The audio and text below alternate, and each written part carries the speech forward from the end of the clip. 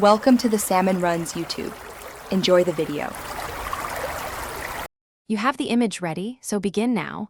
Open your browser and navigate to Google Images or open Google Lens on your phone. Once there, click the camera icon or tap the Lens button.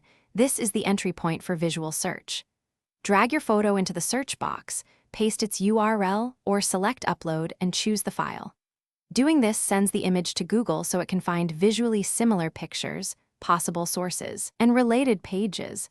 This first action kicks off the whole verification process. Once results appear, don't stop at the top thumbnail. Inspect visually similar images and open a few matching pages to read context. If you need focus, crop the photo first and rerun the search to isolate subjects like faces, logos, or landmarks.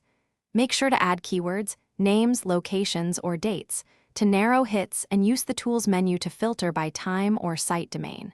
If Google struggles, repeat the same steps on TinEye or Bing and compare outcomes to increase confidence. Now verify. Open the pages that contain the image and look for captions, upload dates, and author credentials so you can judge reliability.